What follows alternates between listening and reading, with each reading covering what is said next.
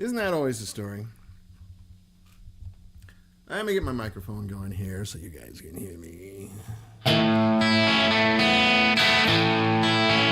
Hey, Hoss, how are you, man? I figured out my webcam can't do green, so no more green shirts for me. I look like I'm sick. I'm not. I mean, physically, mentally, yeah, of course. But...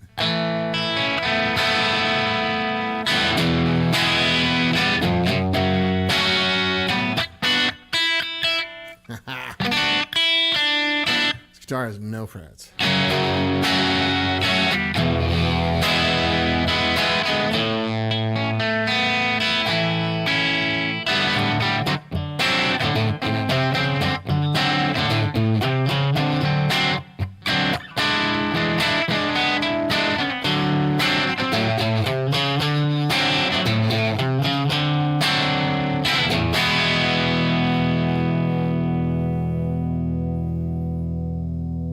There's some Beatle noise for you, man.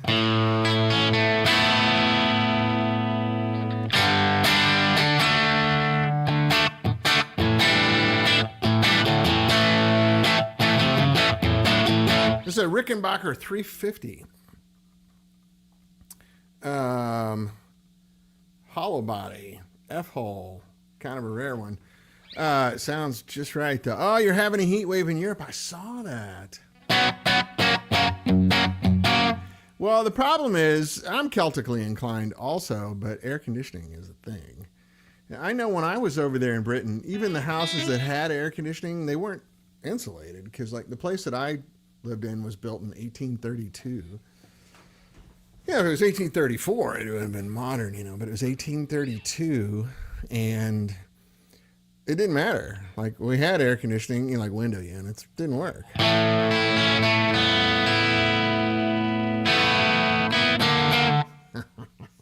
Whoops. Well, I'm sorry. What's the temperature over there, Haas? I'm not good at my Celsius conversion anymore. It's been so long, but I know 80 degrees is about 30, right? 32, something like that.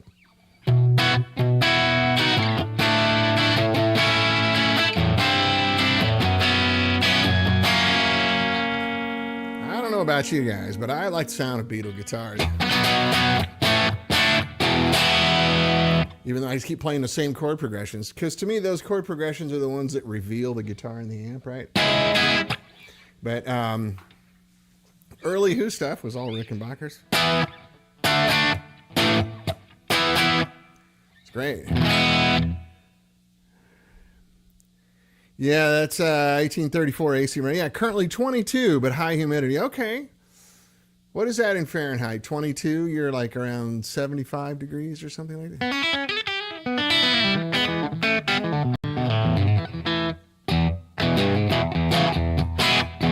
Oh, good. I'm glad you like the Rick. It's a good one. I'm not done with it. I'm taking it over to Michael next week. I'm putting the Mastery Bridge on it and having him do the Mastodon Ivory Nut. So this should be the ringiest Rickenbacker in all the land. But, yeah, we'll definitely get to hear it when it's finished. I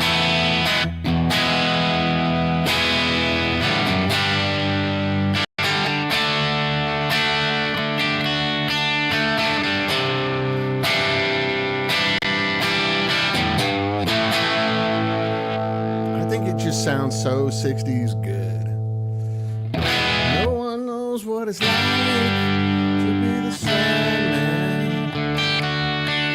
The bad man.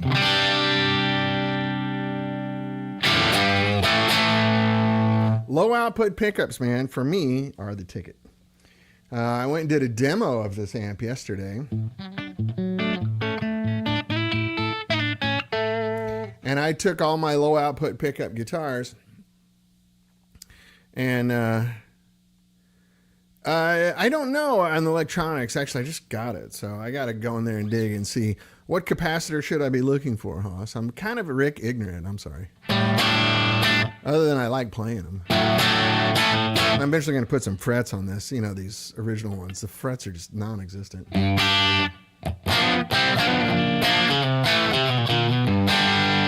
Oh, between the bridge.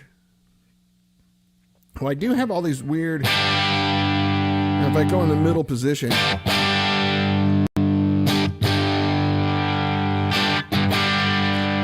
I go to the neck position, I assume that's a cap on that little pot, you know?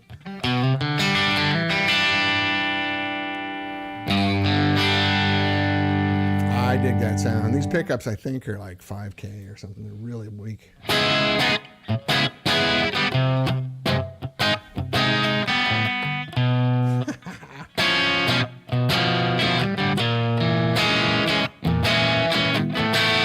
Yeah, thanks. Send me the video for sure.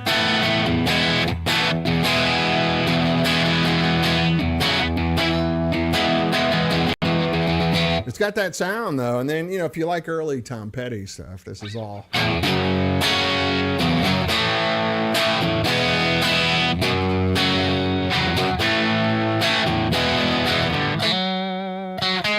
need a pedal for that, right?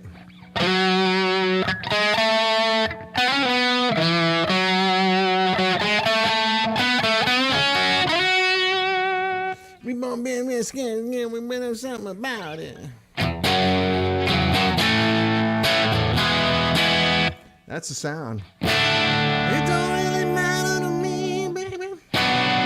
You believe what you want to believe. Say it down. Tom doing Bob Dylan, man.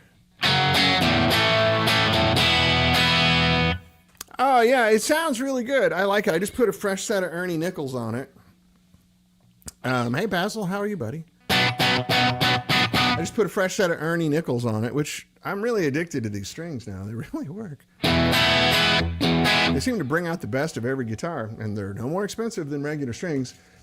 Nickel strings kind of wear out a little faster, but I changed my strings. That's all preamp gain. Yeah, there's no pedal on right now other than I've got some echo and a little tiny bit of verb. Let's go completely dry. Hold on. Completely dry right here.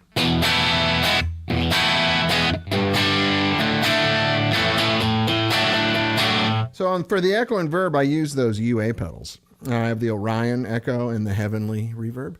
I think, if I understand them correctly, they're just their Pro Tools plugins in a box, which makes them super clean and nice, and then dialed, like really dialed in. I don't know if they're still on sale, but they were on sale at Sweetwater for 99 bucks a piece. It's like 99 bucks, I'll take it. If I go over here to the dirty side,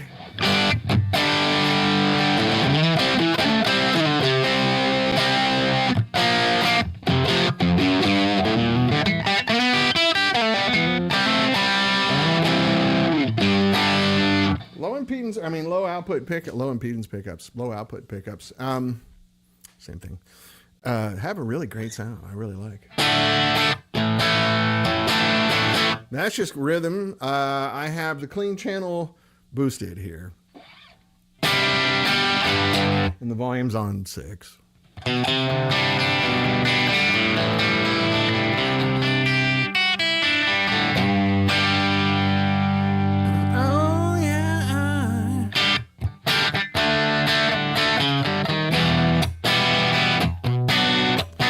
Remembering all the old ones now.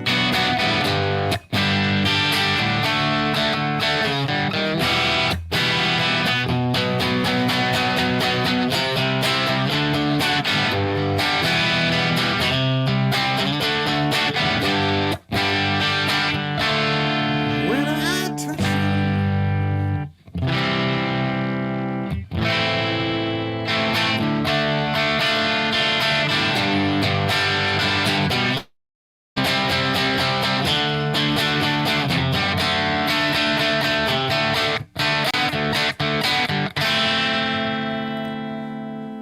can't fake it. You can't do it with a Les Paul, and you can't do it with a Tele or Strat.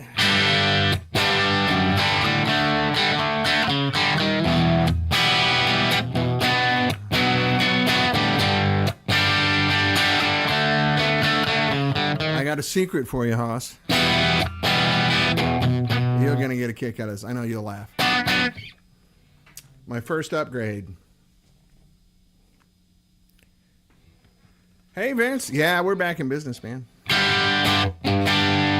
Just Just kind of finalizing our financing right now.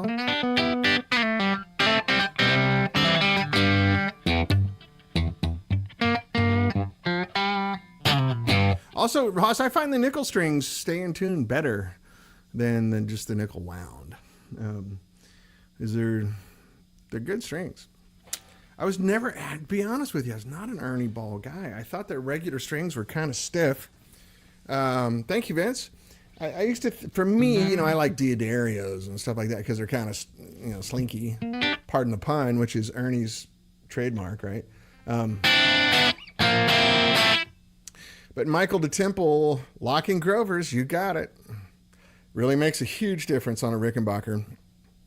And when I get this cheap plastic nut out of here next week and put the Mastery bridge on, it should hold tune beautifully and ring like a bell. I already did a lot of work on it. I put these keys on the day that I got it. Because the standard Grovers are just loose, sloppy, cheap keys made by 8-year-olds in China. That made a huge difference. And then I went over the bridge kind of tooth and nail. I greased up the nut, with the Big Ben's nut sauce, which is like, it's kind of like using nose spray or eye drops. Like once you start, you can't stop, right? Because it kind of attracts dust and stuff. So you got to keep using it.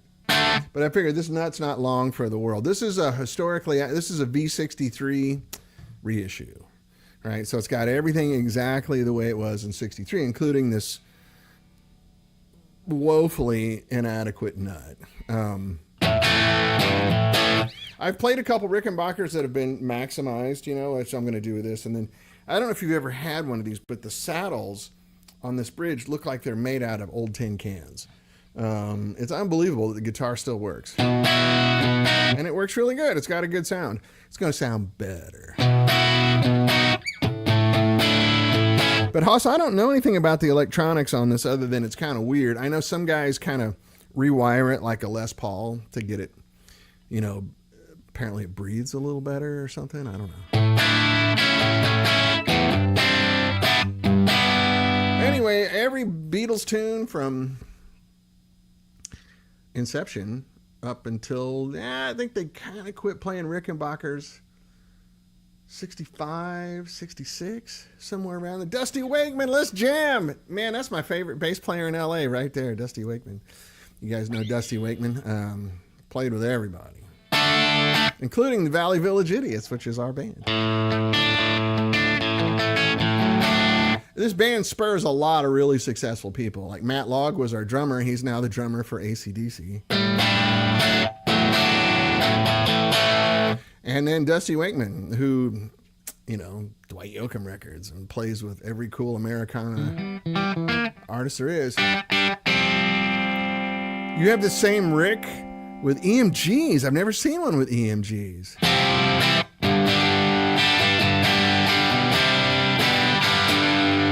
It's a good sounding guitar, isn't it? I love these little toaster pickups.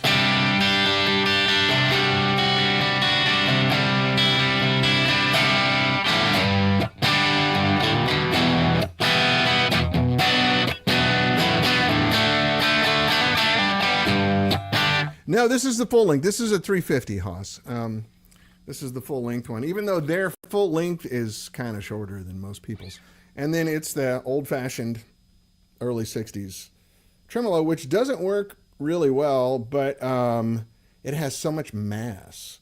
I just don't use it. Like, this is just loose, and I've got it where I can't even really wang it.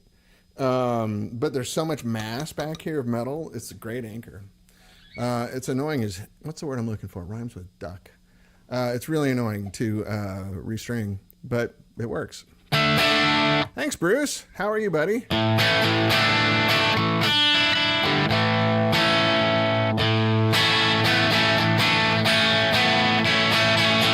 You like the birds?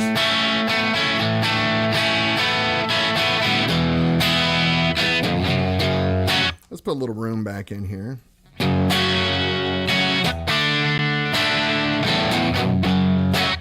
The verb's probably too much. Let's just do the slap back.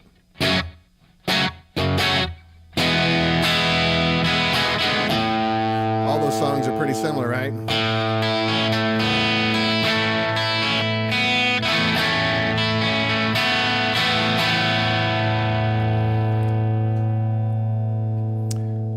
Who can type out the words to the song? I think I'm gonna be sad. As I whisper the lyrics. I think it's today, yeah. Girl that's driving me mad is going away.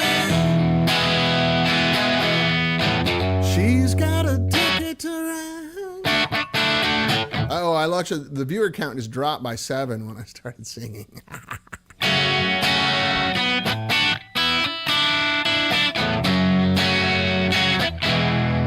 So anyway, we'll switch over here to the Gretsch that you guys know here soon. But I thought it was like a nice Beatle day. Also, it's Juneteenth. For you guys outside the United States, you might not know what that is. Juneteenth kind of marked the actual ending of slavery. June 19th, 1865. So for a lot of people in this country, that's a great thing to celebrate, myself included. For some other people, it's not. They get mad at you.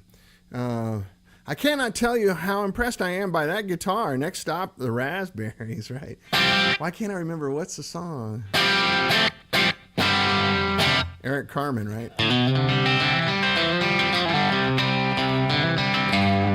I'm telling you, man, low output pickups through a good amplifier. That's the sound of rock and roll, man.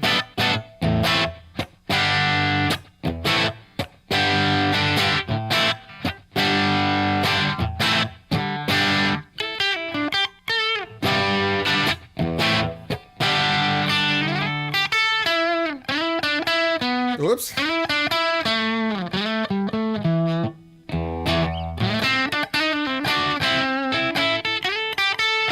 I haven't played that in a long time.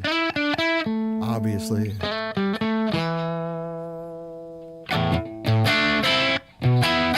Anyway, you get the idea. Hey, Phil. Phil Hadaway. Oh, you know, the Gretsch is more in my... Oh, come on, Rob. Come on, man. Be fun. One thing I just noticed, I was saying earlier, is my webcam can't do green. I look like I have the flu or something. It's just because of the green shirt. So I don't want to horrify you guys by taking it off and changing right here. So I just got to deal with sick-looking Dan today. What is it? Yeah.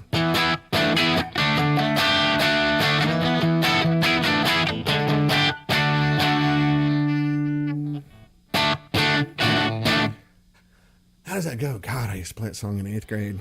I need to know. I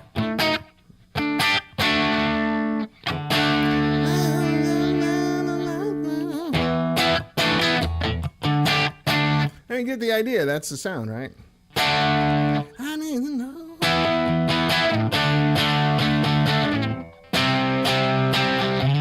We'll have to listen to that one more time. Hey, what's up, Bedouin Buddha? From New Orleans. How are you, man?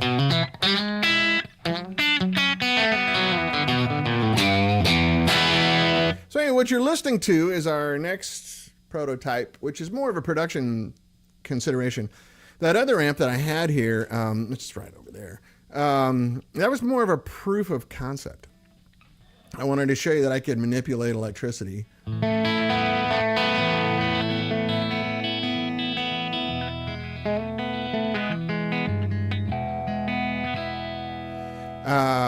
And still get good tube sound at low volume. This is partially there. I have the new another transformer coming next week. So right now, this would be at full voltage a 50 watt amp. I'm running it. It's like 22. When a machine broke at our old spot, if I had to put breakdown on the stereo for the engineers to work, that's cool. You got a cool sound, says Bedouin Buddha. Thanks, man. I appreciate it. I'm doing some classic stuff, man. Pair of 6L6s, only I'm running them low voltage, high current. And there's some good transformers in here, good parts. It's a real amp. Hey, Ed Ocean. Hey, man, how are you? I was just looking at you on Facebook last night. That's weird, isn't it? How you been, man? Been a long time. My goodness, we haven't talked in 15 years?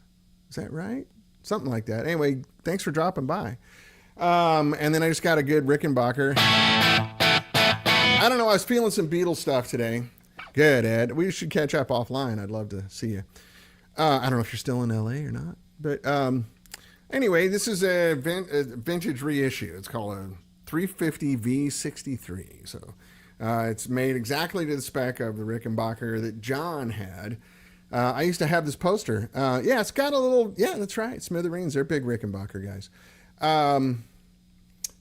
I had the poster of John in the hallway with this guitar on, smoking a cigarette. That kind of famous picture. So it's stuck in my head. I like it. So if I go a little dirtier, oh, that'd be too dirty. We can really do the Smithereens thing.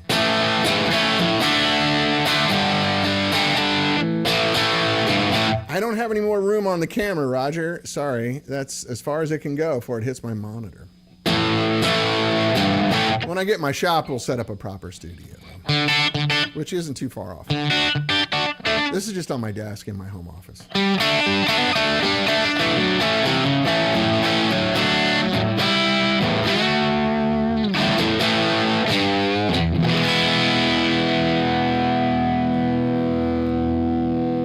Yeah, I can hold it up like this if you want to watch my hands. There's not much to see.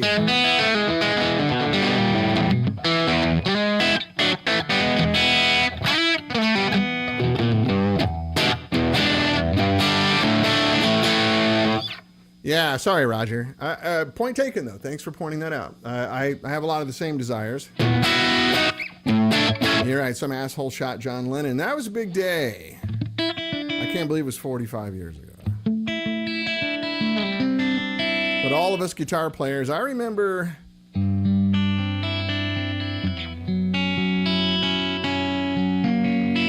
that's good.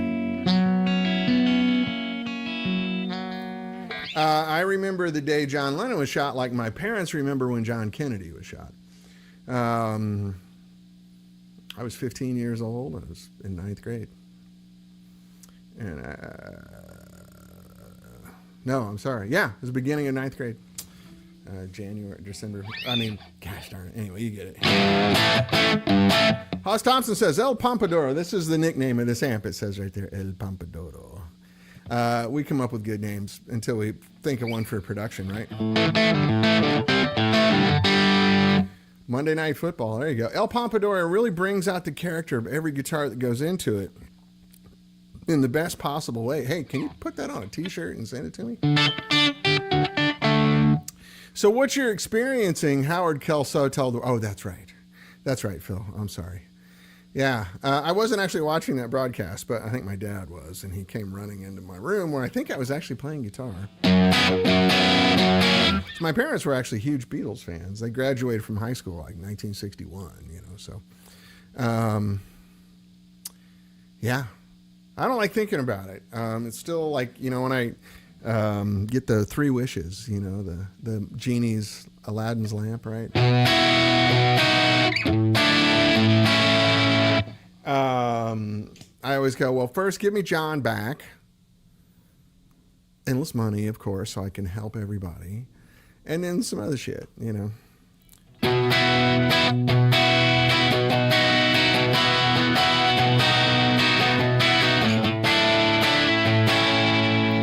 Yeah, I like this guitar a lot.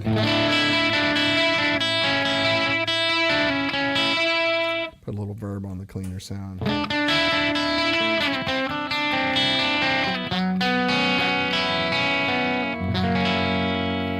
So these are the Toaster pickups. I think some of these go as low as like 4.7K. I mean, this is sort of the thing. Like, we should talk about this because... Let me throw on a clon on top of that.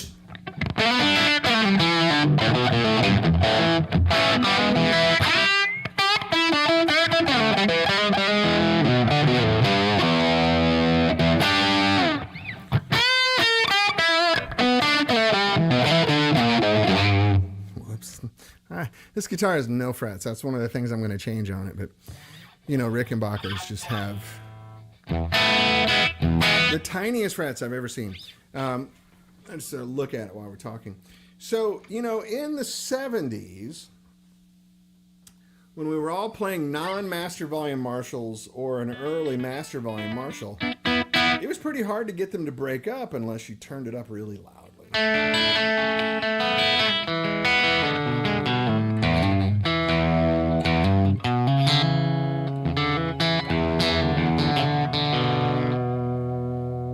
I'm hearing so many Beatles songs in there.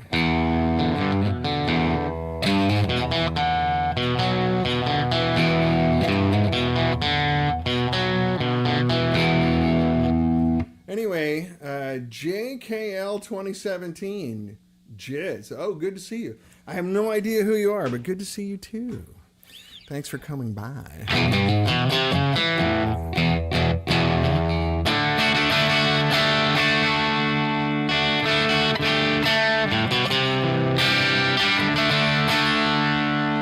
I'll just touch up the tuning on the top.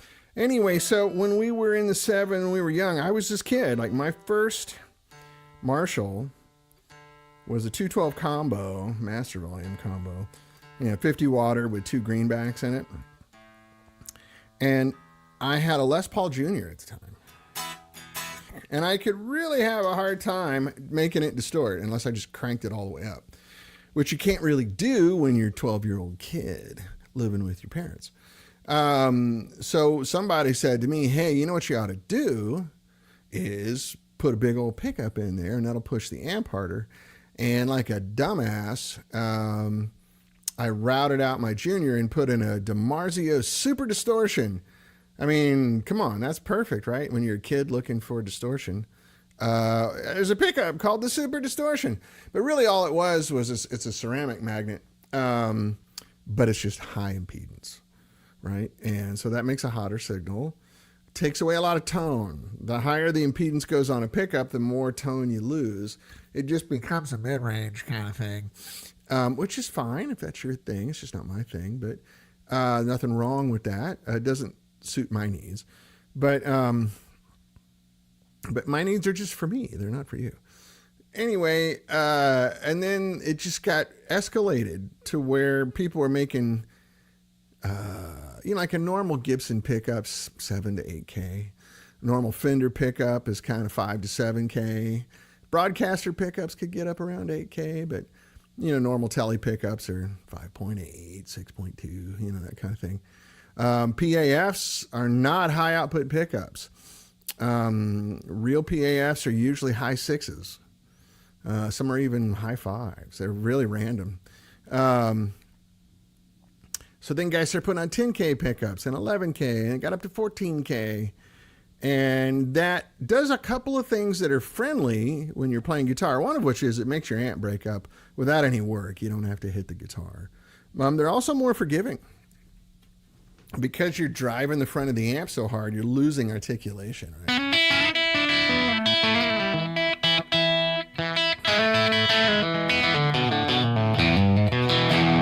You can hear these pickups, I think, are 5K or less. You can hear all the definition in it.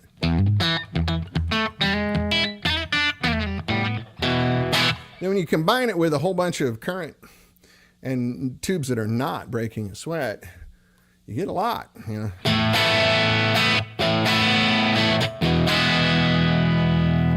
so eventually this amp I'll have 5 power options. We just got to see what we're going to go with. I can run it at full power where it'd be 50 watts.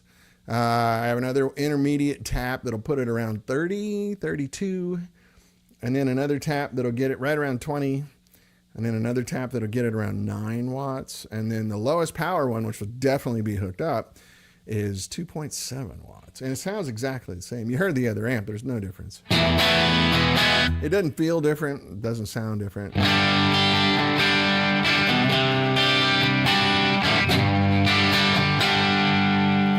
Even what was that band in the early 80s, the Romantics?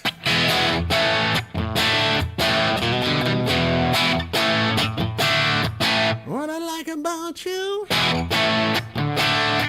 hold me tight. All that shit.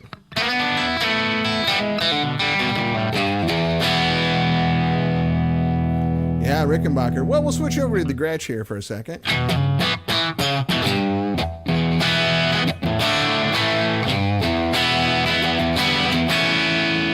What other Beatles tunes that I neglect, right? There's the obvious. A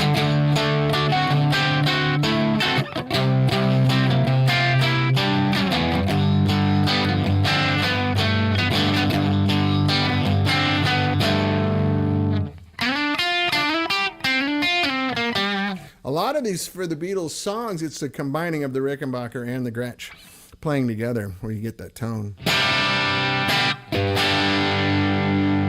Yeah.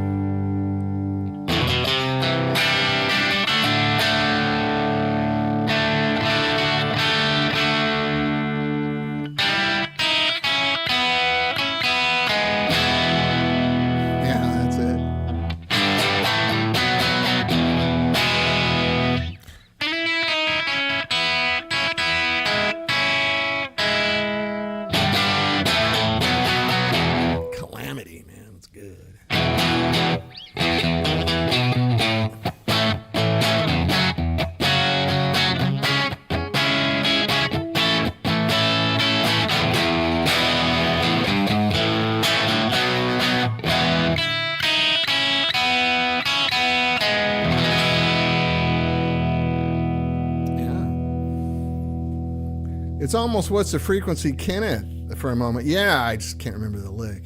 Never a big REM guy. I enjoyed them, but I never bought the records or, you know. Big Rickenbacker band, though, that's for sure. Big Rickenbacker band. And Pete Buck never took a solo.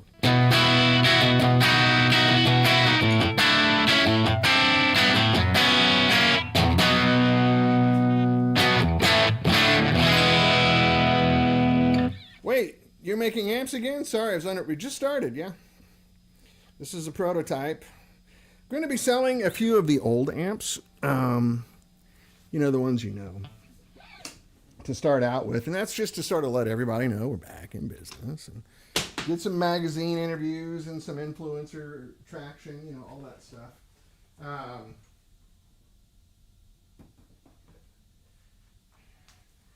Now we switch over to the other Beatle world. A little Gretsch. With, again, some low output pickups. But it's that sound. It's also the Tom Petty sound. It's also everything. I don't know if I'm in tune or not here. Whoops. Oh, I am not. Let's fix that. This guitar traveled yesterday. But it was part of my demo. Did a Les Paul. This guitar. Woo, it's way out of tune. Must have got hot. It's going to go sharp, and then I got to refix it here in a minute. Sorry, guys. If I had any courteous brain at all, I'd do this before the show. But since I am an acknowledged half-wit, insensitive F-U-C-K. All right, so I'm going to give it a little bit of a tune, then we're going to have to readdress it here after I play it for a second. It's going to go flat. And then I got to fix it. So bear with me. A mostly in tune guitar here. Hey,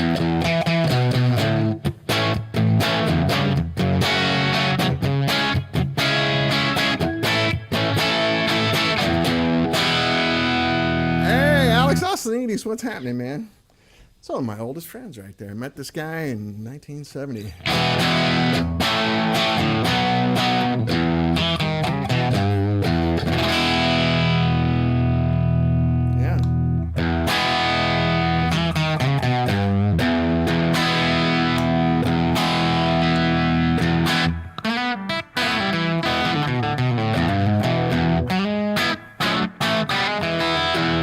Miss you too, buddy.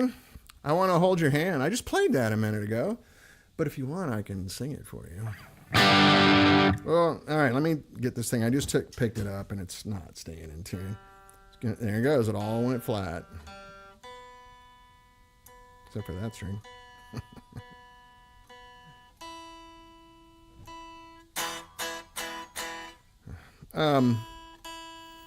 When the Beatles broke up, yeah, sad day. I don't know, man. There's too much talent in all those guys to probably work as a team, you know, after a while. They need to both be generals.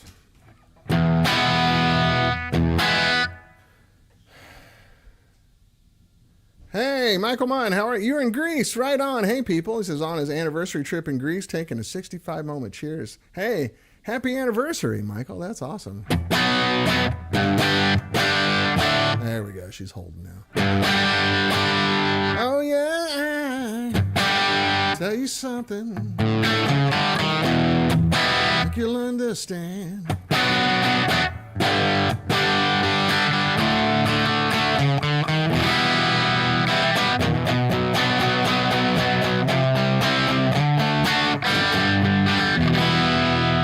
Yeah, if you're in Greece, my friend Alex Oslanides here, as you can tell by his last name, is Irish.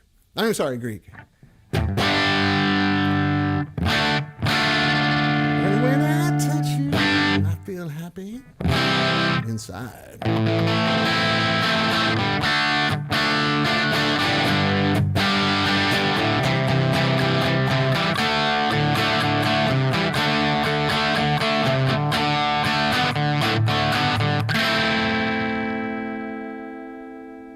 Ringy bell, ringy bell. So you can hear from playing that Rickenbacker for a half hour, right? Oh yeah, Alex taught me how to cuss like a sailor in Greek too, and I can still do it. But that's really not something I'm going to do on worldwide internet and immortalize forever. I don't want Alex's female relatives to see this either and go, oh my God, he's a foul-mouthed heathen. I mean, they know that already, but I don't have to display it, right?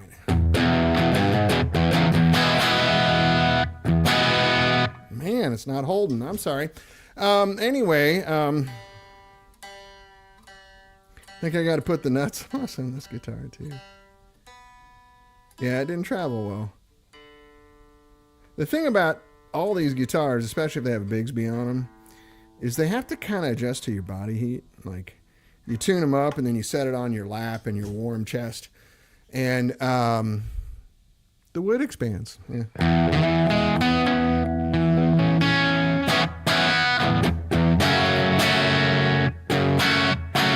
Still not right.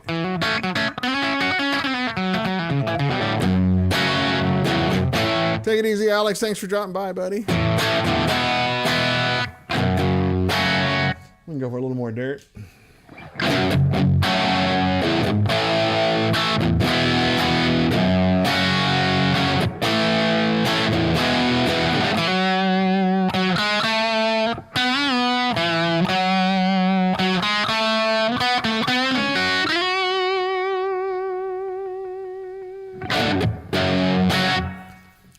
We used to play that song in a band, and I could never quite remember the words all the time. So I would just do it like mumbly, like Bob Dylan. We both know we got something, you know, something about it.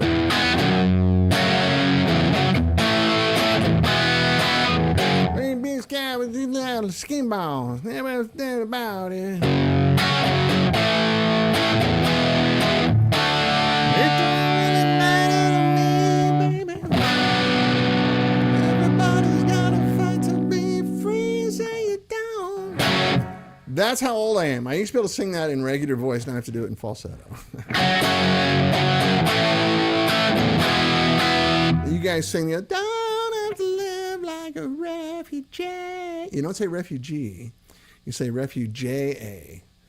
Don't have to live like a refugee.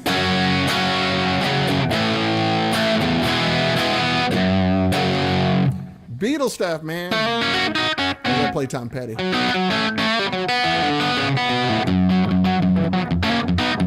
Hey, Chad Boston, how are you, buddy? Good to see you too in Calabasas. That was great. That was a fun day over there.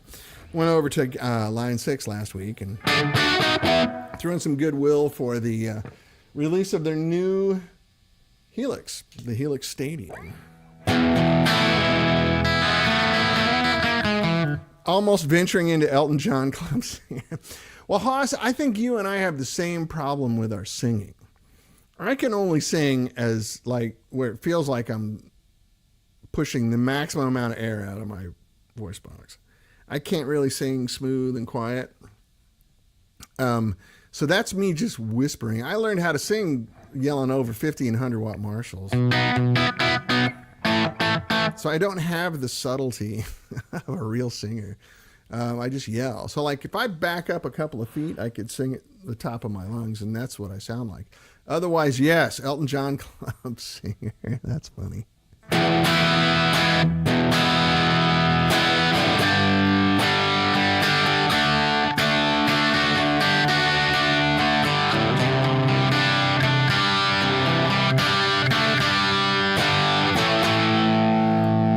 Sound.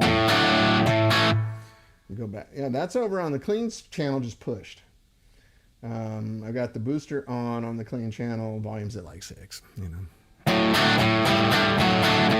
Thanks for dropping by, Chad. I hope, have you got the new, or have you ordered, or are you in line to get the new, the Helix Stadium? It's quite an improvement over the old one. For sure. And I got to preview it literally 6 years ago. The Screaming Over the Drummers with No Monitors School of Singing. I'm an alumnus too. Yeah, that's it. Exactly. And I always had drummers that thought it would be really funny to like damage my hearing. So if I backed off my microphone and got by their cymbal, they would hit a crash cymbal into my head, which means my ears were howling for 3 days afterwards. Makes it changes the way you, gosh, got the hiccup, sorry. It changes the way you sing.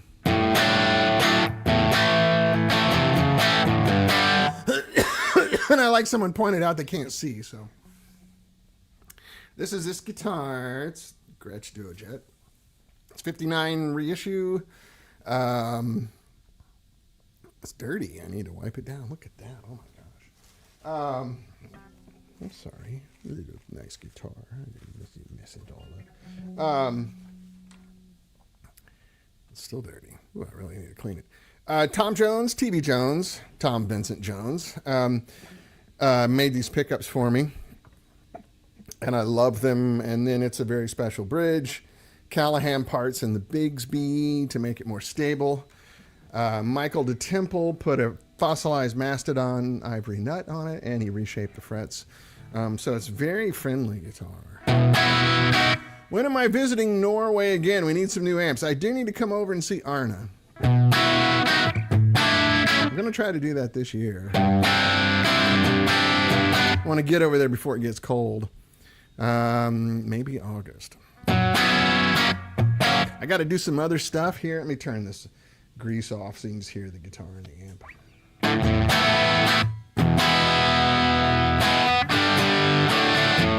Yeah, you need it reread. Yeah, Jason Isbell is going to give in to me one day.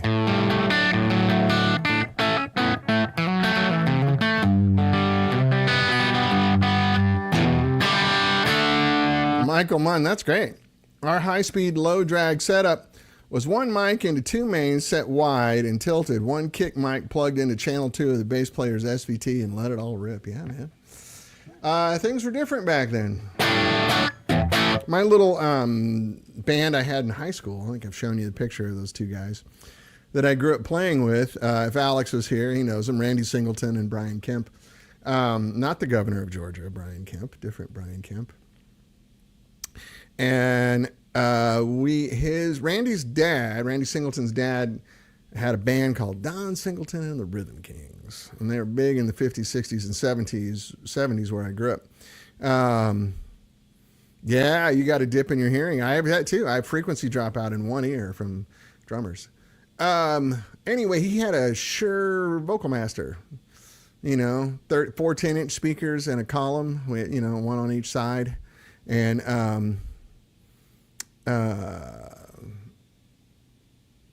it was great. It was fine. It was all we needed at the time. We made it work. Mark Saunier says, I recently learned about Masco amps. Ever look at recreate? No. I don't want to recreate someone else's stuff. They're nice, though. They're cool. They're really cool. And that's not my thing. Just go buy a real one.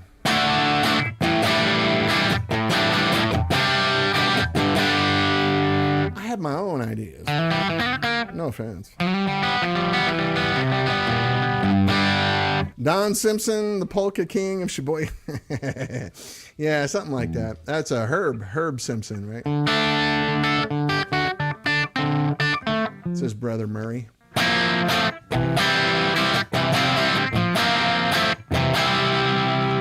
I'm so into the sound, I should give you some more vocabulary. Let's go down a little cleaner.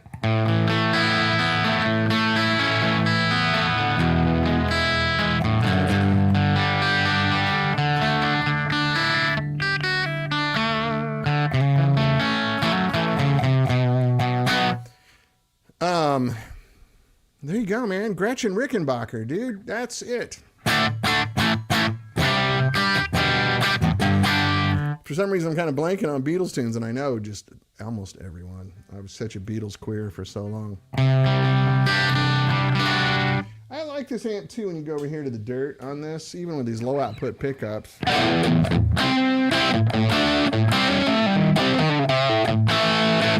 can push it a little harder here.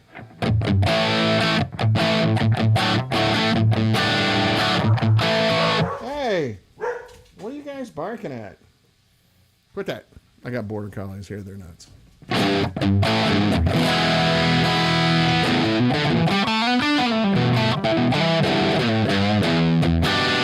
Mike Leaptrot. Hey, buddy. This is one of the best sounds you've had on here.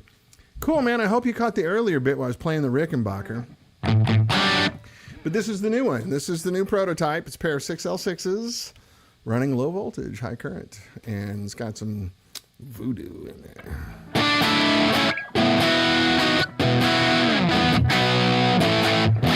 You put a little bit of slapback on there.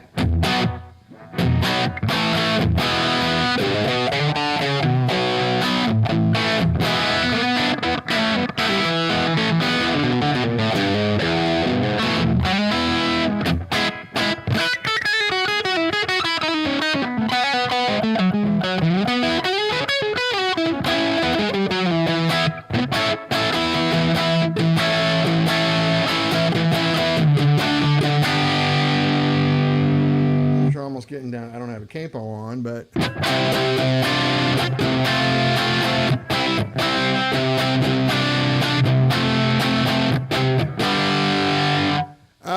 what is that, Haas? It's interesting. There's a notch in that Gretsch is hitting that the Rick was absent and vice versa. Yeah, they complement each other really well, and that's one of the keys to Beatles sounds. At least, you know, the pop era Beatles. Which I love all that stuff. I know they're silly, trite little love songs, but I love them. I love them. And then their covers are ridiculous. I don't know if you saw my Facebook page today, but I posted, there's a audio remaster of them doing Good Golly, no, not Good Golly, Miss. I don't want to marry, tell Uncle John, the son of a but I had a lot of fun, oh baby. Oh baby. Having some fun tonight. Long Tall Sally. Well, Long Tall Sally, she's Bill of speech has got. Man, that was a kick-ass little rock and roll band. If you guys haven't looked at it, go to my page. I posted the video. This is one of their first gigs in the U.S., and the original recording was horrible. Yeah, that's right. Larry Williams, who also did... Larry Williams did, what was the other song of his they covered? They did 2 or 3 Larry Williams songs. Should be in the Rock and Roll Hall of Fame. Bad Boy, yeah, that's right. Which is in...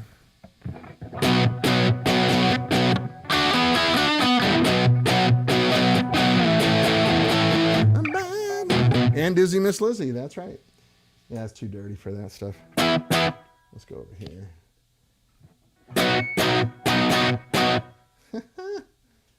Oh, that's good. That's weird. Let's go over here. Yeah. Still learning my own amp, right?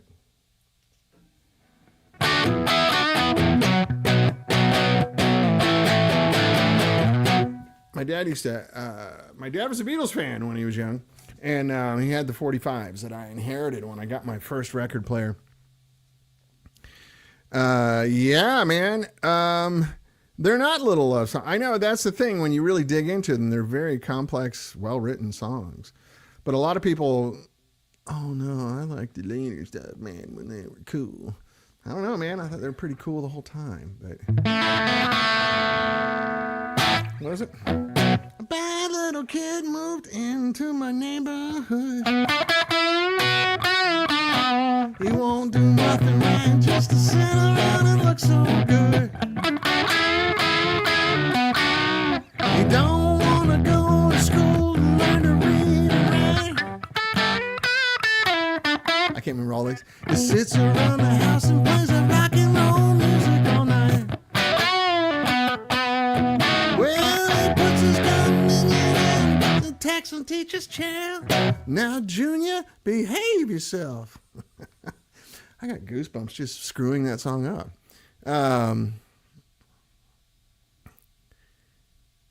Yeah. Their songs are kind of like sneaky.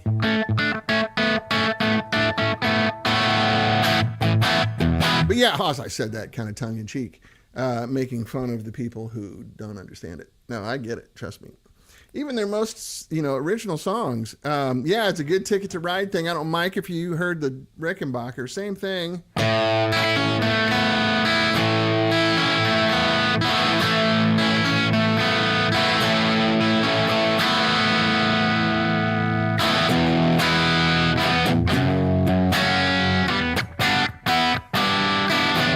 Arguably too dirty.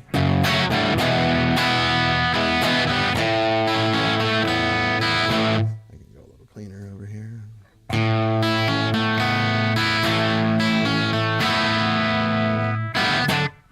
Don't know why she's riding so high. Think twice, shall to do right by me.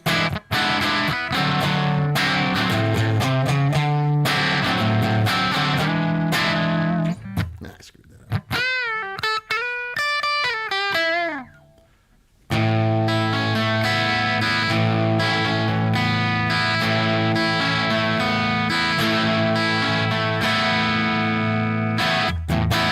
Like it a little dirtier, just personal preference, but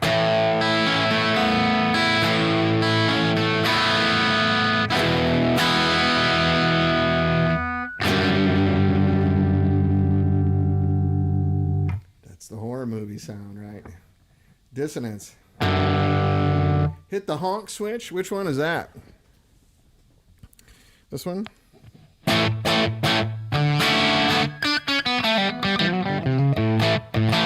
Or do you want to hear dirt?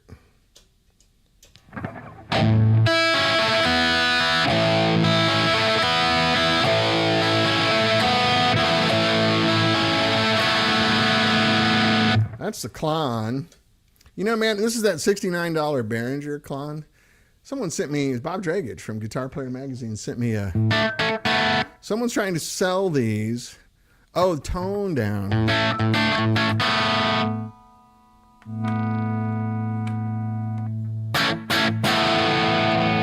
This guitar doesn't have the 4 knobs. I just have the switch, right?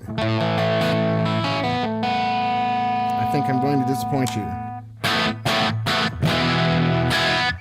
Anyway, someone's trying to sell these on Reverb for $1,500.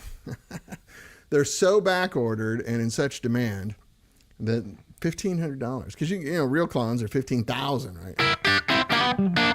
I swear this sounds exactly the same. This is the Klon, right?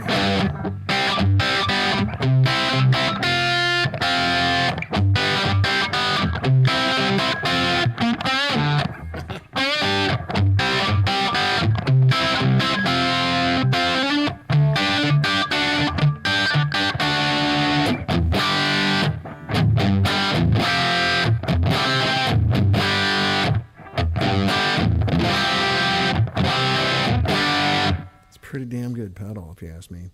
And this is Josh Smith's take on the Rat pedal. I'm not a big Foreigner fan. I just love Mick Taylor's guitar.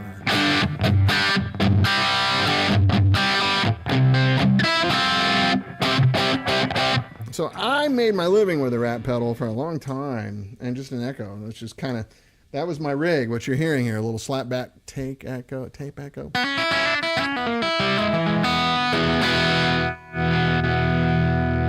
So Haas, on the Duojet, I have volume knobs for each pickup, and that's it. Then I got 3-way cap switch, right?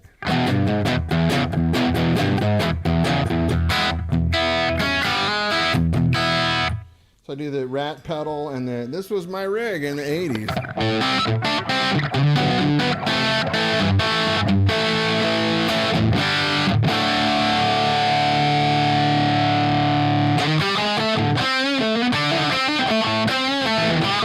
That's too much. I gotta adjust this.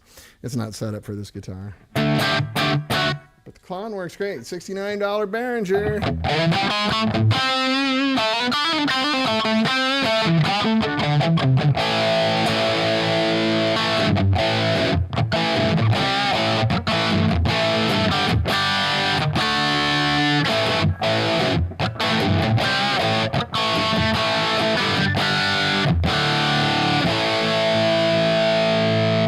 I don't know, but I've been told a big-legged woman ain't got no soul.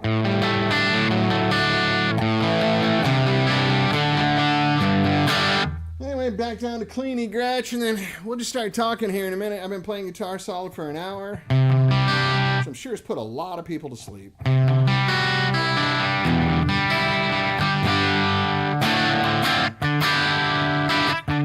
It's a great sound. Like, I love these low output pickups. Easy for me to say.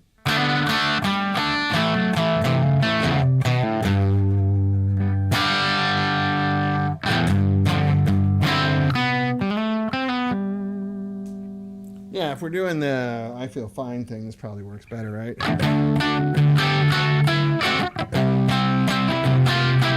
But if you look at their live stuff, John starts it out on his 325 Rickenbacker, which is the same pickups as that guitar I was playing here. It's just a shorter neck scale. You got two of those. Yeah, they're really great, aren't they? Can you get power amp distortion out of these kind? Oh, totally. Yeah, just got to turn it up. That's partially going on right now because the amp's on 6 or 7. The dirty channel's on 7. Yeah, you can totally do it. It'll act exactly the same as a big powered amp. It's just going to happen at lower volume, which, as I understand it, is a good thing. Good question, though, Basil. Thank you.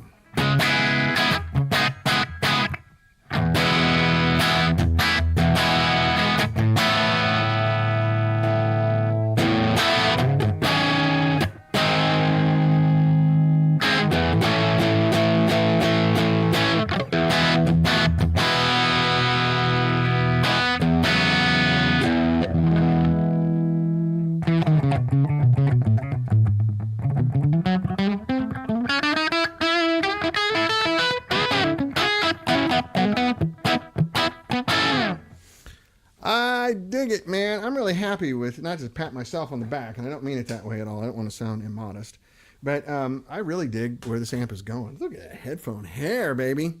Rob Price says, my Power Jet has the TB Jones Powertrons, and they're still not as hot as, oh no, they should be a lot less. PAFs, you know, depending on, is it a, oh yeah, it's Badfinger. Good call. Next week. Let's do it. Tell me which ones you want to hear. I need to, gosh, why am I blanking on that? No matter what you I want to be with you. No matter what you, all right, let's plug it in and do that really quick, Hoss. Damn it. Hoss, dang it. Why aren't we in a band together, man? Yeah. PAFs are usually, you know, high 6s to high 7s, whereas Gretsch pickups should be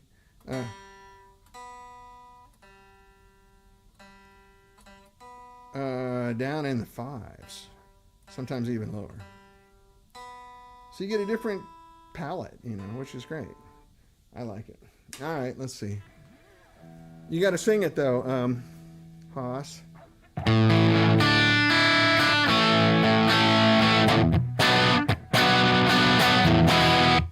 Let's see. No matter what you I will be with you. What she's doing.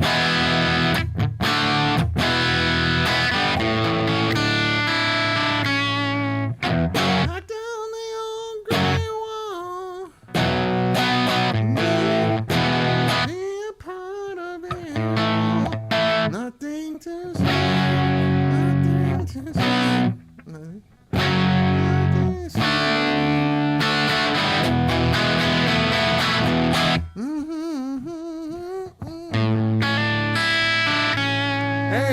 I'm just getting ready to finish. I'm glad you made it, though. Reverend Randy Cred in the house.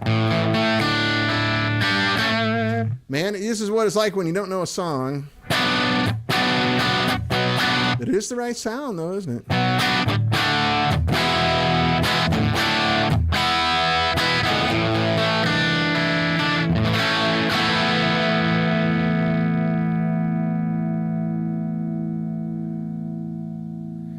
If I could get, that's a good question, Basil. Thank you. Thanks, Michael Munn. Yeah, man, I can't wait either. Good call, though, Haas. That was right.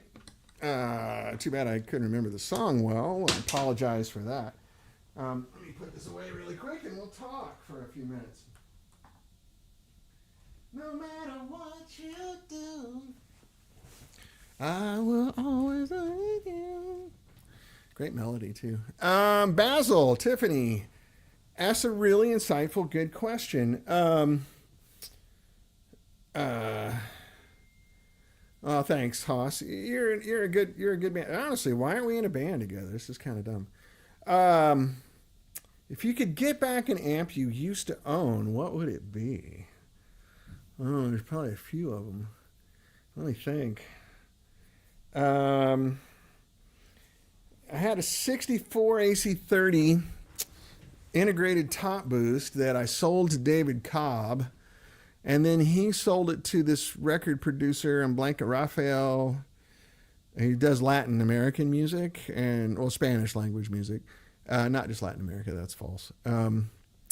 Rafael Spredinky-Doink. I can't remember his last name. Anyway, it's out here, and he's in Westlake Village. I think Thousand Oaks is where his studio is. I would love to get that back. You guys probably remember that from a long time ago. It was one of our shop amps. I got that amp from the original owner's son, who lived in Scotland. And the dad never played guitar through it. He played, what do you doodle? Accordion through it next to the television. So it never got pushed at all. It was looked brand new when I got it. Doesn't now, but it did when I got it. David lives about a block away. Oh, cool. That's neat. So that amp, I had a 57 Fender Harvard, which I like better than a deluxe. That amp was just a rock and roll machine. It recorded so well. I'd love to get that back. I've had a couple of Marshall Plexis that I would love to get back. Those are kind of replaceable, though. None of them were like unicorn, holy grail amps. They're just damn good amps. You put good tubes in them and take care of them, if you know how to. I used to always upgrade the grid resistors on them, put in metal film, fireproof, wire wound metal film resistors. Because when tubes go bad, they usually blow a grid resistor, or if they don't blow it and the tube blows, then the resistor itself has changed its value quite a bit. So you put new tubes in it and go, wow, it doesn't sound the same, because it's not the same. Something changed. So I used to always do that. But just good tubes. Peter still has one of mine. It's got Mullards in it. I put in there in 1988, I think. And when you see all the Close Enemies stuff, some of those Marshalls are mine. In particular, there's a Fawn one that he plays a lot. That's mine. It's fine. I have nowhere to play those now. They're too damn loud. I can play it here through my aux box, but Peter can have more fun. I like that. What other amps? Let me think. You know what I had for a while that I really miss? I had a pair of 1963 Fenders, Brown. Browns are the shortest lived Fenders. I had a brown Princeton and a brown Deluxe, and they were a matching pair, and they both had Jensen concert speakers in them. And I had put in a complement of really good RCA old tubes. And both of those amps were just killer. And during the recession, when we were all hurting for cash, somebody made me an offer I couldn't refuse on them. I think I sold both of them for like $6,000. Like, yeah, sure, you can have them. That's great. Take it. I had two little kids at home. And the recession was kicking me in the cajones, in the huevos, in the plums, in the jubblies. Anyway, That's a good question. So Phil, I'm sorry, I'm not following. Which David? I thought I knew it when you wrote it, but now I'm not thinking. Which David lives like a block away from you? I'm sure it's gonna be something cool, and I'll feel dumb for not tracking. It's hard. One of the things I don't like to be like a whiner, but you know, when I'm here, I have to read. Excuse me, play guitar and speak in complete sentences while I kind of look at the camera. Sometimes I fail. Sometimes I don't handle it really well. So be forgiving. Man, never wear green on a webcam. I'm telling you. Yeah, this green is not happening. Let's see if I can tune a little bit of it out. Yeah, it's really bad. Anyway. Oh, Dave Cobb. I'm sorry. Of course, that's what we're talking about. Yeah, Dave Cobb is, I think he's kind of a genius. You know, like, I knew him when he was a kid. He used to come into Rhythm City when Peter and I worked there when he was like 15 years old. And he really loved Peter. He would always come and ask a lot of questions about Peter. Oh, yeah, man. Berkeley. My oldest daughter goes to Berkeley. And it's got a peace sign. Thank you. Yeah, there's another one that says the People's Republic of Berkeley. I'll wear that too.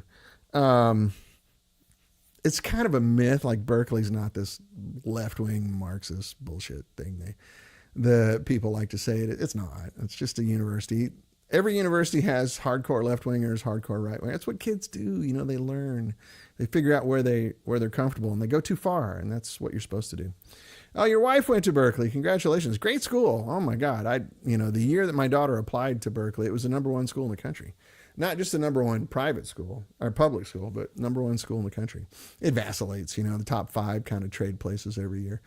But anyway, yeah, Dave Cobb, and then like when we first started the company, Peter called me and said, hey, you remember that kid that used to come in to Rhythm City all the time, David Cobb? And I go, oh yeah, I remember him because Cobb, Atlanta is like the confluence of a few counties. One of them is Cobb County, right? And Dave's third great grandfather or something was Cobb, like Cobb County. I think he was a Confederate general or he was a senator from Georgia or something like that. I don't know what it was. Anyway, he's always a friendly kid. And Peter called me and he goes, hey, yeah, he's rented out Sunset Sound and in LA, and he's resident there, and he's just making great records one after another. And he was doing outlaw country then, and not in Nashville. He was doing it out here. So I used to go hang out with him. He had a beautiful house in Silver Lake, and he built a copy of RCA number 2 down in his basement. Millimeter copy, like everything perfect. Great sounding room.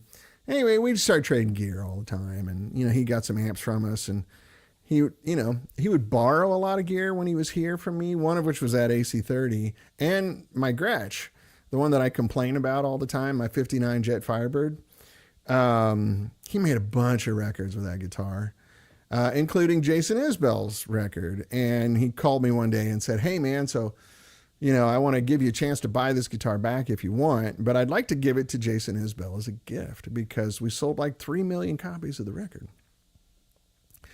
And at the time I was dead broke. So I'm like, well, nothing I can do, man. Tell Jason to enjoy it. Also tell him that I'm going to hound him. I want it back in the future. And I still do. Yeah. And apparently the interviews that he does, he goes, yeah, this came from Dan Boole of 65 amps. And apparently he misses it. And he's pissed. I'm not pissed, Jason. I'm not pissed. I would just love to get the guitar back. It was a very important guitar for me. But anyway, Cobb was great. I went over to his place all the time. We exchanged gear. I bought a Les Paul from him. He bought that AC30 from me. Sorry. That Gretsch. We traded a bunch of other stuff, pedals and weird guitars. But I got to watch him work. And he hears things that people don't hear. He imagines things that I think people don't really imagine. He's got sort of, without sounding dramatic, I think he has a vision, you know. And he can not only hear it in his head, he can actuate it on tape or on recording. He's really good at it. I heard a lot of his early recordings. I thought, man, this guy's amazing. He would bring demos over to my shop because I had a big tube hi-fi in my office with some big clip, old school speakers, and 4 EL34. It was a Dynaco ST70, right, with a Macintosh preamp in front of it, and running on 4 Mullard EL34s. And it sounded really good. So he would bring his demos over. Hey, man, play this. And we'd listen to it through my tube system. I think, God dang, these things sound good. Like, it was so good. The first one he'd brought over like that was a duo called Secret Sisters. I don't know if you ever heard them sing, but it's crazy. It's country music. But it's real country music. It's not this bro country horse shit that is on the radio all the time. I mean that with love in the woke, modern way, not the old vulgar way. But anyway, and he was making such good country records. He started going to Nashville all the time. And then after a while just went, I'm just going to move there. And then he took over Nashville completely. He's a total outsider there as well. Like, he's not one of those guys, And I think, he moved to Savannah, right? So he goes to Nashville to work a little bit. And I'm sure he's recording at home. And I'm sure he has artists come to his house. That's what he used to do. I remember the first time I went over there, when I got his studio going, I met Shooter Jennings, Waylon Jennings' son. And then also Toby Marriott, Steve Marriott's son. Steve Marriott, from the Small Faces. And his son Toby was really great player, great kid. And could sing like his dad. Steve Marriott had an amazing voice. So Cobb was hitting the ground running. He did really well. And it's really fun to watch him succeed. I enjoy it. I send him notes once in a while going, dude, you own the world. It's so great. I'm really happy for him. And I'm sure he's financially set, and I'm sure his grandkids will be financially set. But he's the same guy, wearing Levi's with a untrimmed beard and, just a normal dude. You'd never know it looking at him, but, and that's the best kind. That's the best kind. Anyway, it's almost 1:15. I got to take off here shortly. Anybody have any other questions? It was hell of a good amount of people here. Some dropped off, but, I'm in that zone again where, like, if I talk for 15 minutes, everything's great and it's huge. And then if I talk for 2.5 hours, look, it just went up. If I talk for 2.5 hours, the audience just keeps growing. So I can't just talk for 2.5 hours. Maybe you guys have some questions or thoughts. Otherwise, I'm going to go ahead and hit it. But I got some stuff to do.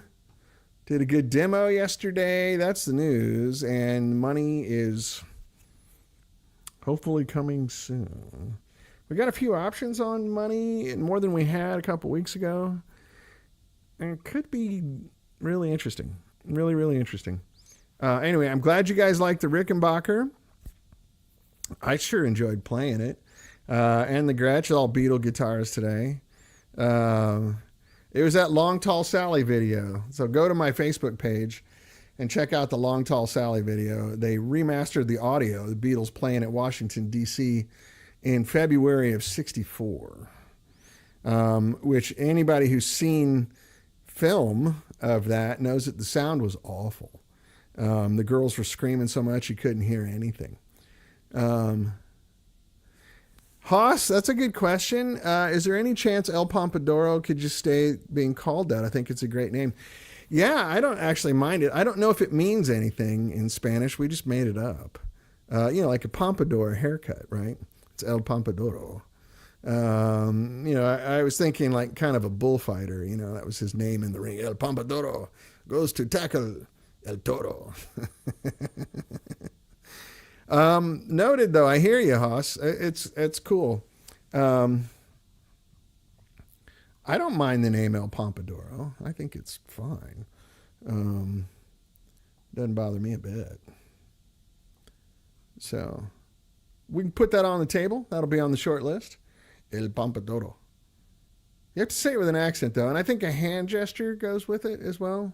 El Pompadouro. You know, El Pompadouro. You tell me. Anyway, yeah, totally, it works. Right on. Hey, well, thanks for sticking. Hey, Bruce Egnator. Oh, my God. This is weird. Like, I was literally just going to reach out to you this week, Bruce. I have some stuff to discuss with you. Yeah, then Cornholio, Phil. Okay. Everybody, Bruce Egnator, one of the best amp guys on earth, right here with us today. Yeah, I need to get Scotty dialed in here, Mike. You're right. Scotty's so ridiculously great. You know, Bruce Egnator is known for his big mass production amps, which were great. But his real forte is hand-wired designer, does brilliant work. If you guys want to learn how to make amps, sign up for his class. You can fly to Detroit and hang out with Bruce for the better part of a week, and you'll make your own amp.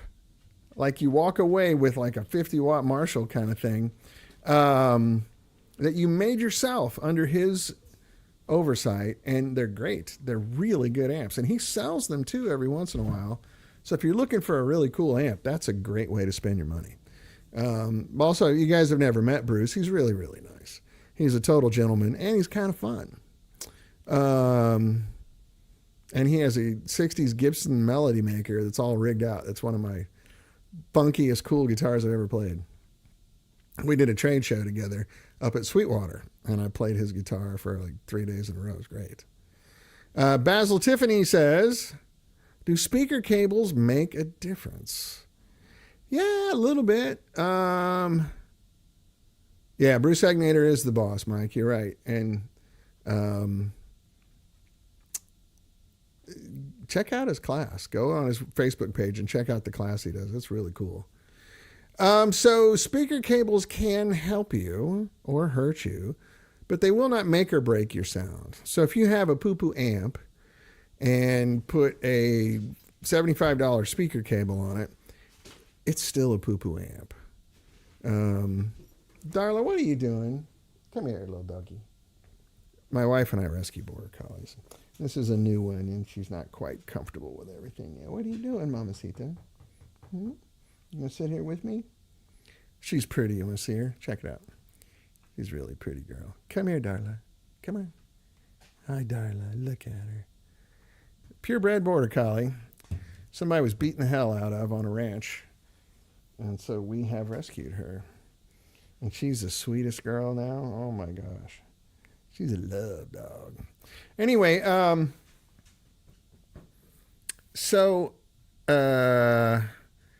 also, if you have a really great amp and you have an average speaker cable, it still sounds great. It might be a little bit better. You're really getting into, minute differences. There is a psychosomatic thing where you feel better. And when you know your amp in great detail, like I know my gear, you can hear the difference. But no one else can. But having said that, I like high quality speaker cables, and I use them. But I think the one on here is just a straight off the shelf Guitar Center, whatever cable. And I've got really super cheap Chinese tubes in here right now.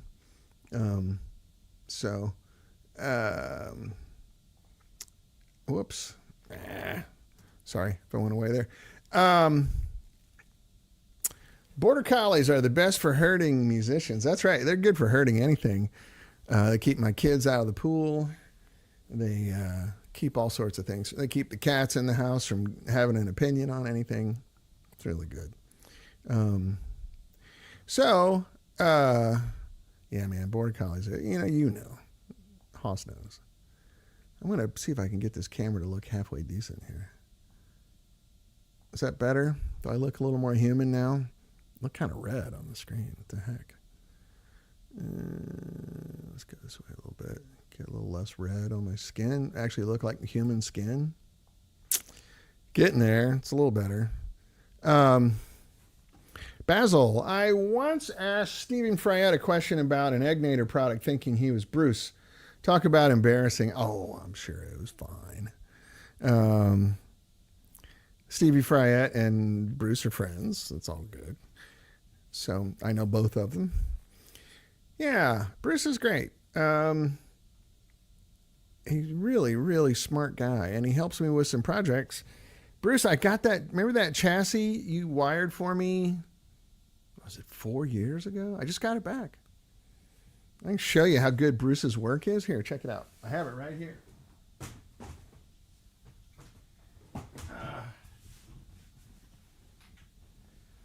I got commissioned to make a huge amplifier, and I didn't have a shop, so I asked Bruce to make it for me. Look how good the work is on this amp. I mean, that's really good work. He's really, really good at what he does. This amp's heavy. It's 4 6L6s. Big son of a gun. I'm actually going to convert this one to low voltage. Use it as a research piece. Anyway. Oh, yeah, look, I look a little more human now. Shit, should have done that the whole time. Anyway, hey, listen, you guys are great. Haas, thanks for all the comments. I still got to get you on live. We need to do this. Do you have a good camera and internet connection, microphone, all that stuff? Can we do this? Like if I invite you? So I think if I click right here, oh no, that's different. Edit layout. Oh yeah, I can invite you. I can invite a guest right here. Michael Branson, how about, I got to look around my camera stand to read your thing. How about designing a multi-amp to multi-cab switcher? Hard to find. Yeah, that wouldn't be my area of expertise. I understand the need for it. You know who I would contact? Fairly reasonable, I think. Oh, good. I mean, shit, we could run a little experiment right now if you want to do it.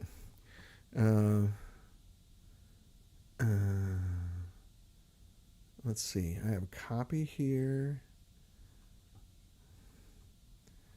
And let me go Facebook. I can let's see if I can invite you. We'll do it later, Haas. Let's set up a time later. I have a yeah, I think I can do it. I can put it right here if you want to try it. I don't know if you have time or not.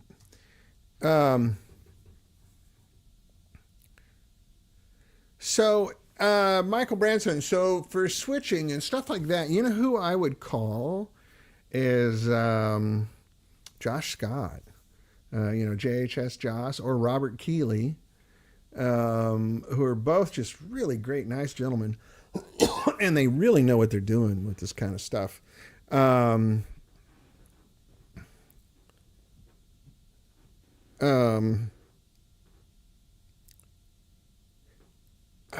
Switching and all that kind of stuff, it's just not I'm sure I could figure it out.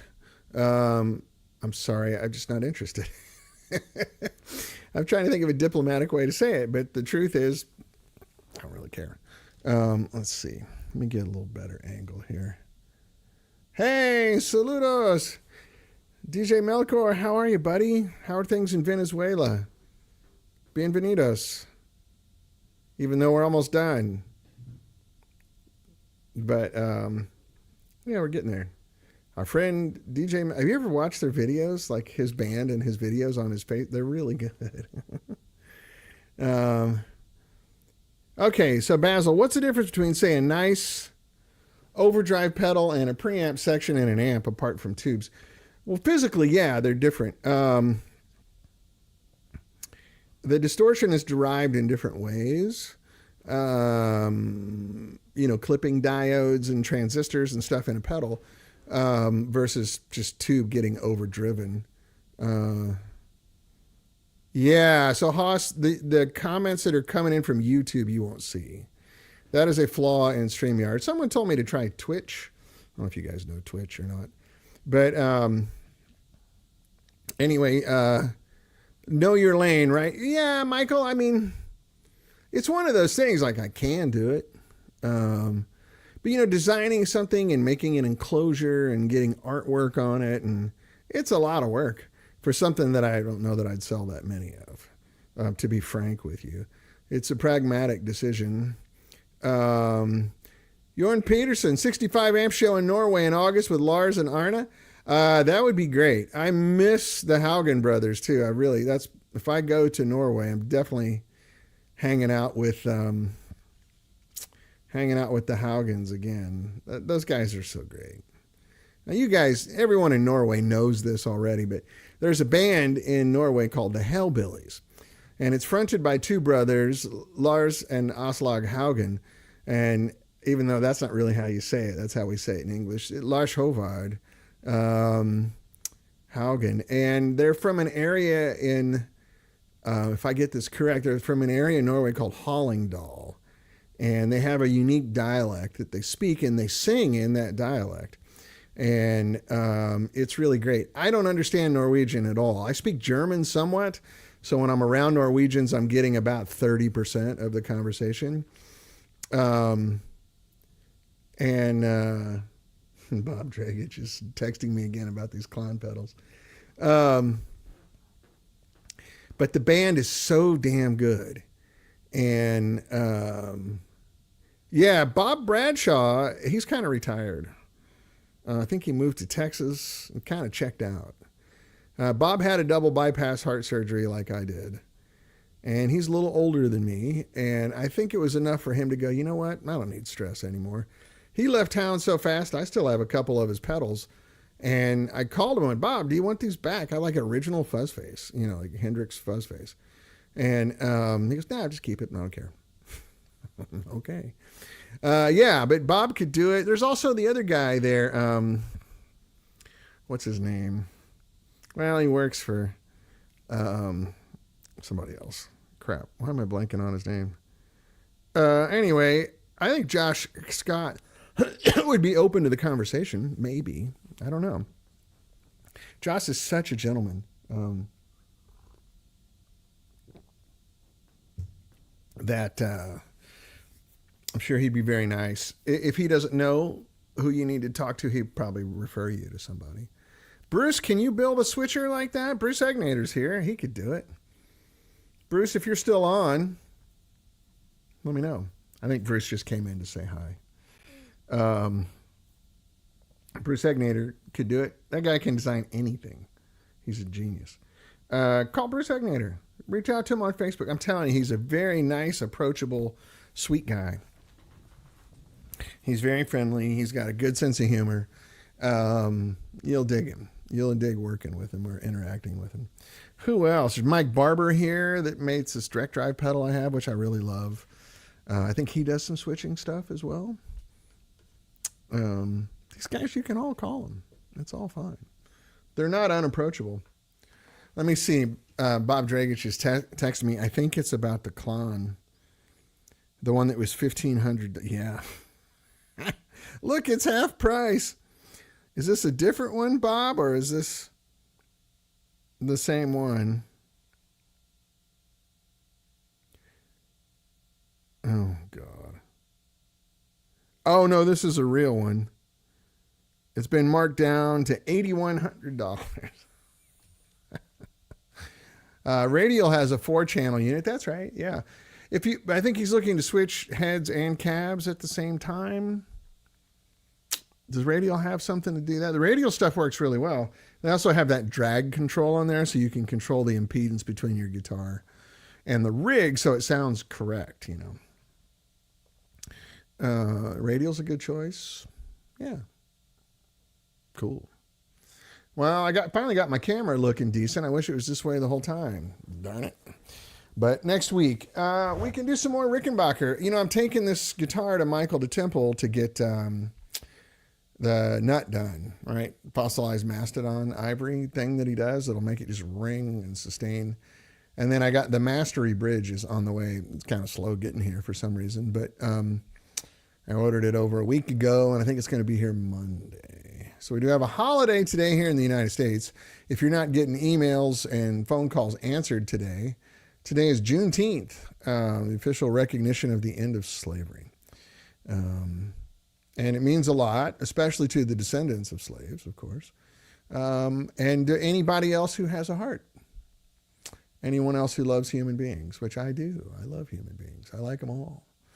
Nothing like living overseas for a while to make you realize there's no value in hating any of your countrymen, regardless of what they say on cable news, where they spend a lot of time trying to make you not like other Americans. It doesn't matter you're left or right. They all do the same nonsense. So, whoops, let's see, let me get this down just a bit. Yeah. Anyway, let me look up the official, I can give you the official description of Juneteenth, because I'm not sure I'm doing it justice. Hang on one second. I'll have to put on my glasses for reading, because I had my eyes rebuilt, right? But I can't do. So Juneteenth is short for June 19th. That commemorates the end of slavery. Here's the correct, complete explanation. On June 19th, 1865, Union Major General Gordon Granger arrived in Galveston, Texas, and issued a General Order Number 3 announcing that all enslaved people in Texas were free. The people, in quotes, the people of Texas are informed that in accordance with the proclamation from the Executive of the United States, all slaves are free. I think these were the last people to learn about the end of slavery. Hey, good to see you, Randy. Thanks for coming, brother. Although President Abraham Lincoln issued the Emancipation Proclamation on January 1st of 1863, it only applied to areas in active rebellion, Confederate states, and was not enforceable in many places still under Confederate control. Texas, being remote and lightly garrisoned, is one of the last holdouts. Key facts: Juneteenth is not the date slavery ended, but the date the last large group of enslaved people in the Confederacy were told they were free. Slavery wasn't fully abolished until the 13th Amendment, ratified December 6, 1865. Juneteenth has been celebrated annually since 1866, especially by African American communities, often with festivals, parades, and family gatherings. In 2021, Juneteenth was officially recognized as a U.S. federal holiday. There's a lot more, but there you go. I was pretty close, but that's what's going on today in the United States, trying to soothe the wounds from a lot of our past sins, which is a worthy pursuit, I think. It's very nice, especially since you and I'm talking to you and I, we are all in the rock and roll family tree. And I hate to break it to you fellas, rock and roll was created by African Americans. It is black music that we hijacked and stole. So it is antithetical to be a racist and enjoy rock and roll. It's silly. It's like saying you're French and you don't like wine. You're German and you don't like beer and sausage. You know, it is what it is. Anyway, that's my lecture for the day. Don't mean to get preachy, but it's an important thing. I like it. I think it's kind of cool. Anyway, thank you guys. It's 1:34. Holy moly, I got to go. I still have a full house here. It's great. I'm glad you guys enjoyed the Rickenbacker and the Beatle sounds. Definitely bring that Rickenbacker back soon. We'll have a little more fun with it. That was surprisingly good on the broadcast. So anyway, I got to go. Any last minute questions? Anybody? There's a lot of people on here. Not a lot of comments. What the hell? Hook a brother up. Bart Chapman, that Rickenbacker sounds great. Sister Rosetta yeah, man. That's a good reference. I like that. Sister Rosetta could rock. But anyway, you get the idea. Low output pickups, good amp. Doing a lot of frequency response there, so it works. But I do got to run. Thank you, Hoss. We will talk soon. Old Time Radio Remastered. What is your favorite noise reduction software? I don't know. I just go with whatever comes in Logic. I can't even remember what it's called. I might be the wrong guy to ask for that. Good question, though. I can ask Tom Sarowski, who's my buddy, business partner in a different business, who's maybe the best engineer I've ever seen in my life. And he can tell us. But I do got to go. I love you, fellas. Thank you so much for showing up and hanging out with me today. And next week, we'll do a little more rocking and rolling. And I think I might try some new tubes in the sample. I literally have the cheapest dog doo-doo Chinese tubes I could find in here. So let's put some good tubes in and see what happens. Okay, fellas. Sincere best. Until next time. Yeah, you had some friends in high school who were upset to learn that Slash is black. Yeah. He's half, you know. And not only is he half black, he's half Jewish. So that's the best. Like every redneck's nightmare. He's a what? Ah, dang it. I can't listen to that. Anyway, I love you guys. Gotta go. I mean it. I could sit around and talk all day. We should just do that one day. We'll just start early in the morning. I have a coffee pot right here. We'll sit and just shoot the breeze all day long. Anyway, love you fellas. Mean it. Gotta go. Take care.